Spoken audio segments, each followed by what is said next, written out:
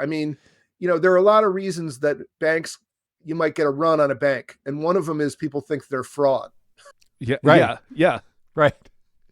So you've mentioned a few things that brings up a question for me that I think goes to not just Enron, but in a lot of different cases that we do on the podcast, and I'm sure a lot of different cases that you've seen in your career, which is how often does fraud occur when people are just caught up in the moment and the excitement, like in the case of Enron, excitement and hype, and people just getting in over their head and making some really bad decisions based on that hype and excitement.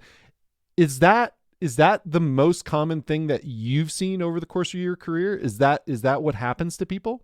Absolutely. There's a version of the Madoff case where that even, I think of Madoff as the sort of exception, right? Like I don't even really teach it to my students because there's nothing legally that interesting about it. I mean, it's just like a guy who, stole a bunch of money. Yeah. Right. I haven't really like steeped myself in the Madoff case, but my understanding is that there was a legitimate investment fund at some point, and the question is when did he start making stuff up because he wanted to keep the story going? But it wasn't like he sat there on day one and said, how can I do a Ponzi scheme? Right. Right. Yeah. Now there are those cases for sure. But they don't tend to happen in the large, legitimate kind of reputable corporate space.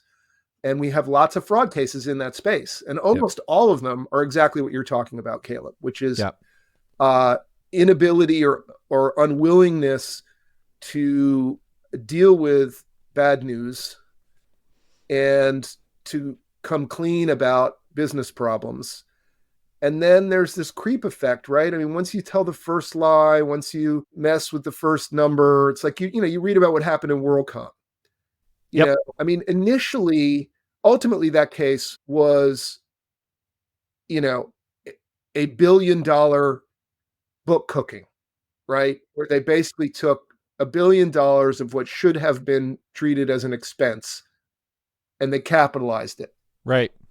But before they got to that point, there were all these little tricks that they were doing, kind of accounting trash. And, any one of which might have been sort of an arguable thing or maybe a civil SEC enforcement, but not a people should go to prison. But by the time they did that for a little while, and Ebers was sitting there going, we just can't have a bad quarter. Right. Because I've got to keep the stock price going up. And by the way, his whole personal financial portfolio was leveraged off of his options.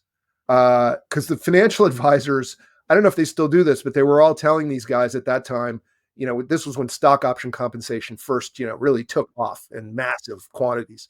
And they were telling guys, you need to diversify. Well, but I can't sell all that because you have all your shares in this one company. You need to diversify. Well, but I can't start dumping my shares or people are going to think I don't believe in the company. Okay, borrow off them. Oh. So the banks will take them as collateral. As collateral. Yep. So get bank loans and then, by the way, don't just put the bank loans back into the market. You need to diversify beyond the market. So Ebers and Lay were being told to buy things like yachts and horses and cars and real estate and all this stuff. Not very liquid stuff, right? So now the stock price starts coming down because there are initial problems. There's margin calls coming from the personal bankers, and they can't be satisfied with selling other assets because you've put all your money or a lot of your money into illiquid things. So, that becomes a very strong personal motive to try to keep that stock price up.